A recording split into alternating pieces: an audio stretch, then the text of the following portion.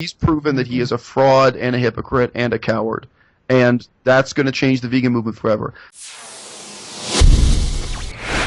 The truth, sadly, is 100% on my side. And, even a broken watch is right a couple times a day.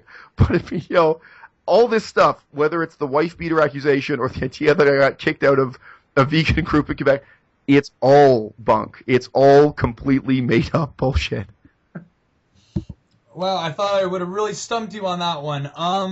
So another one is I've heard you are hiding behind your disabled comments on your videos. Well, you guys know the comments are enabled now, so it's a new era for my channel. I mean, I had the comments disabled for ages, and now the comments are enabled. So what more you want? You got it. You guys wanted comments? You got it. It's kind of a simple.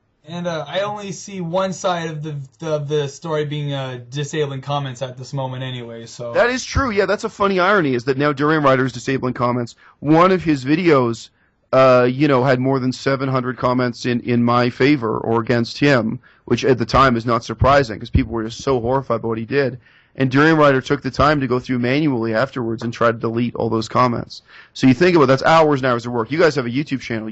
If you are going to censor comments, you're sitting there with the mouse clicking for hours and hours to do that. So Durianrider did obsessively do that, and now he's instead disabling comments and what have you. So no, that is a strange irony. But look, if anyone wants to know why in the past I had comments disabled, it is discussed on my channel. I have a video saying why I disable comments.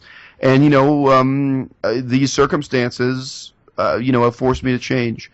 But yeah, when I talk to other vegans, a lot of them, have totally lost faith in this movement and these people. They've lost faith in the idea that vegans can make a positive difference.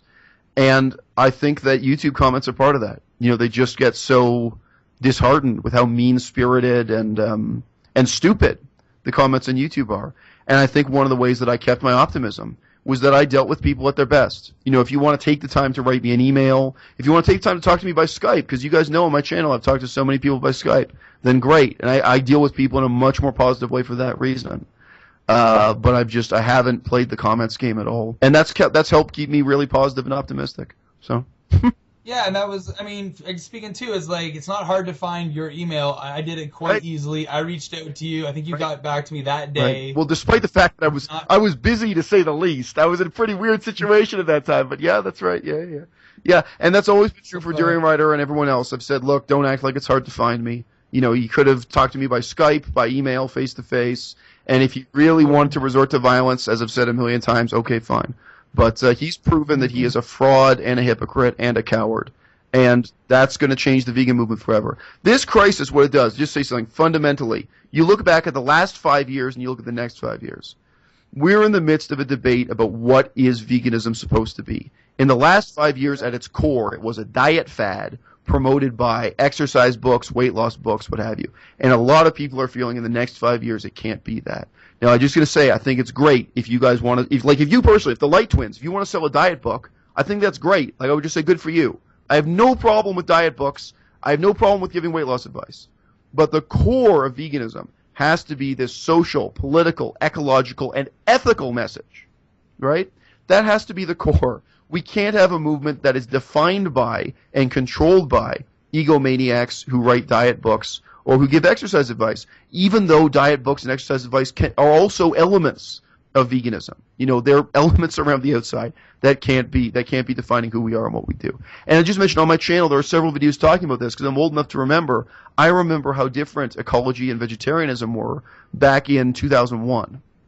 And at that time, people used the word vegetarian. The word vegan just wasn't commonly used. But, ecological vegetarianism and the political movements at that time, there was a time when this had nothing to do with diet and lifestyle, had nothing to do with fitness, had nothing to do with weight loss. And in the last 5 years, things went to the opposite extreme. So I hope in that struggle, I hope a lot of people wake up, and I hope now we can really start to make something positive happen. Absolutely. So would you still be open to a conversation with Durianrider? Yeah, that's why we're going to court. Absolutely. And what if, let's say we sign off here from this conversation and he uploads a video sincerely apologizing. Well, there's very little chance of that happening. But I mean, at this point, there's one thing is threatening harm. and another thing is actually doing harm. And this case involves both. You know, I realize he threatened to beat me up. He didn't actually beat me up. But what he has done has already done real harm. Now, you know, I'm supposed to be teaching university classes here. If my employer at the university Googles my name and sex predator comes up in the search results, sex predator and pedophile, you know, I could lose my job. It does real harm, right? Most people would be much more emotionally devastated by this than I was. But, I mean, you know, he has really harmed me. And I think the threats of violence also do harm. Other people, like in the past when he did this to a guy named Passion and Fruit actually got scared and he ran away from Chiang Mai, you know, and then eventually he did meet Durianrider face to face. But, you know, and there were people, fans of my blog and fans of my YouTube channel, who were writing to me saying to me, look, you need to be safe, you need to either leave Chiang Mai or go into hiding or something. And you guys know I didn't respond that way at all. I said, all right, great, you know, come see me. Very, very few people are going to respond that way. But still, you know, in most countries, shooting somebody is a crime. But just pointing the gun at them is also a crime. If I threaten you by just pointing the gun at you, that is a different crime. Now, it's a less serious crime, but it's still a crime. So the threats of violence are a crime. Sorry, the threats of violence do harm. That's my point here, regardless of whether or not it's in a court of law established as a crime. The threats of violence themselves do real harm. They've done harm to me. They've done harm to the vegan movement. They've certainly discredited this whole farce in Chiang Mai. You know, really sad. It's really sad for veganism. Think about anyone from the outside looking in, what they would think about this bunch of fucking idiots in Chiang Mai. Say they're going to save the world. You know, and this is what they're terrible. And obviously, the defamation, it does real harm to me. So when you've done real harm, that's not something you can just apologize for. But you guys know I've got apology videos on my channel. And like I said, when I went through his comments to me, everything he was saying was a lie. Everything he was saying was bullshit. Except that he said he was upset about what I'd said about Freely and asked me to apologize. That was not bullshit. That was the only thing that was sincere. So I responded to it by making an apology video, which is not a joke. And you guys have probably already seen it. Anyone can see it. So when he asked me to apologize, I did. Even though, I mean, you know, I'd done, depending on your perspective, I'd either done nothing wrong or what I had done wrong was incredibly trivial compared to the very, very serious things that Durianrider has not done wrong. Yeah. Absolutely. And I have to ask this question because I know a lot of people are wondering, what do you think about Freely's absence from this whole thing? She's not absent. She's been involved in every stage. She was involved back when he was sitting at the keyboard writing to me, and you can see, you know, there's film footage from the Q&A sessions of her sitting next to him and saying the same things. They're completely partners in it. I know for emotional reasons a lot of people want to imagine that Freely is kind of innocent of this and she's not involved. She's completely involved. And she lives for this, you know. You look at how she denounced Aaron Janis, especially female YouTubers, you know, or female internet personalities, the real hatred and venom she has, and how at the first opportunity she's, you know, jumping at people's throats and denouncing them and insulting them and attacking them in the most vile terms. In terms that even from a 15-year-old would not be acceptable. If you had a 15-year-old cousin or younger brother who said the things Freely does in trying to attack people, you'd say, hey man, come on, let's talk about this. She's a grown adult woman. She has always been doing that. And I mean, people want to fool themselves and think that she's an angel. And she's not. I mean, they're absolutely, you know, equal participants in this. And they sit there at the Q&A sessions as an example, you know, sit there next to each other and they're saying exactly the same things. So, you know, there's no moral difference between the two of them. Do you have any more questions about the drama, Jay? No. All right. Do you have anything else to say on the drama? Well, look, side guys, of things? I've been very honest and forthcoming about my sex life. I hope you guys will do the same. I guess we're not going to do it in this video, but I just say one of the ironies is here. I've been very honest on my YouTube channel, and there's even more if you pay the $1 to enter Patreon. I do talk about my personal life, my private life. I always have. What I say is a bit philosophical and erudite because that's the kind of guy I am. And they're not like dirty stories, so to speak, but I do reflect on that stuff. I think you guys don't. I mean, I don't know who you're dating. I don't know anything about your love life. If you guys want to step it up, you can you can be as brave and bold as I am. In terms of the overall aspersion cast on me, that simply by going to Thailand or simply by going to Laos or something, you're a sexual deviant. Of course, for one thing, well, if that's suspicion is cast at me, then it's cast at everyone who's in Chiang Mai. Fully 10 years ago, I was already researching and writing articles about sexual exploitation of minors in Southeast Asia. This is something I've done formal research on, in both a humanitarian sense and a research sense, and actually a political activism sense. So there are articles still on the internet where I was denouncing 2 charities in northern Laos. They were charities that had been having sex with underage girls in small poverty-stricken villages where people are still on the edge of starvation. And I was saying, look, this is really ethically and morally bad in a whole bunch of ways. Now, it's bad partly because these people are so poor that almost any kind of sex between a humanitarian worker and a local person is going to have elements of exploitation. Like if people are starving and they're coming to you for food to hand out sacks of rice to starving people, and you're having sex with them, even if it's not rape, this is a real conflict of interest. There was illegal sex with underage girls, and, there were also people getting pregnant and having abortions. And one of these charities was a Christian charity that's against abortion. And you're doing humanitarian work, getting teenagers pregnant and this stuff. So it's ironically, this is something you guys know I lecture a lot about ethics. This is something I've been lecturing about for more than 10 years. And I have done research on sexual exploitation here in Asia, including abduction of people, sex slavery, people say sex trafficking, including the prostitution industry, including HIV/AIDS, including all those vectors. So again, it's hilarious to me that people reproach me with this stuff, and people say I have no reason to be in Chiang Mai.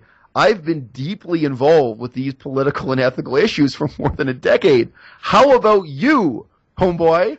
How about Durianrider? How about any of these people on vacation? How about any of these people who are wasting their time just doing athletics and eating fruit? What have you done about prostitution, about sexual exploitation of teenagers, about any of these other ethical issues? I don't think you have the background I have at all. So, I have absolutely no sense of being ashamed of or having a lack of a good reason to be in Chiang Mai now or 10 years ago. I've been doing things that I'm proud of.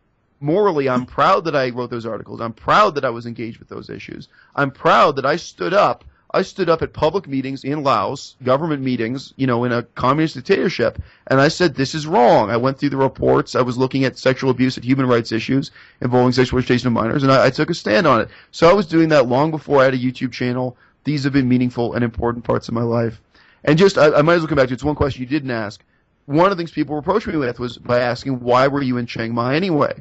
As if this means I'm bad or I'm doing something evil or I'm starting drama just by being in Chiang Mai. Well, like I say, why are you in Chiang Mai? Why aren't you doing humanitarian work? Why aren't you doing research, whether it's about languages, ethnic minorities, sexual exploitation of minors, AIDS, actual starvation, handing out things to the poor, ecology, all the things I've cared about in my life. Those were my reasons for being in Chiang Mai. Those were my reasons for being in Cambodia. Those were my reasons for being in Laos. I had really good reasons. I was doing really meaningful work. And you people are just on vacation. And you're so self-righteous that you look at me and say, how dare I be in Chiang Mai? I've got to ask, you look in the mirror when this is all over, you ask yourself what you're doing with your lives, because I see a bunch of hippie losers on vacation who think you're morally superior to me when you've never tried to make a positive difference in the world the way I have. And I've really suffered. I've really struggled to make that positive difference. That's the big picture. The small picture is we won't get into the details, but the reality is I'm in Kunming now. I did need to be in Chiang Mai at that time for a bunch of technical reasons. I need to get paperwork done at the Chinese embassy. I needed a direct flight to Kunming. I need to start my job. I need to go to a hospital and get blood tests, which is part of the paperwork for the Chinese embassy. There actually are real-world reasons why I had to be in Chiang Mai at that time. All I was there to do was meet up with a couple friends who were in town at the same time. I actually was – it's an terrible irony to this. I was not there to bring drama to anyone. I was not there to start a fight. They started a fight with me. And the day when that scandal started, the day when Durianrider first made the threats to beat me up, I was thinking about doing a video, and I already shot footage. I was going to do a video on the ethics of zoos, zoo animals, animal rights for zoos. And I'd been to the zoo, and I'd taken film footage, and that's what I was going to do a video about while I was in Chiang Mai. Nothing to do with Ratel 4, nothing to do with Durianrider. I wasn't planning to destroy them. I had nothing like that in my mind. And like I say, what I had in my mind was coming here to Kunming to move on to the next phase of my life.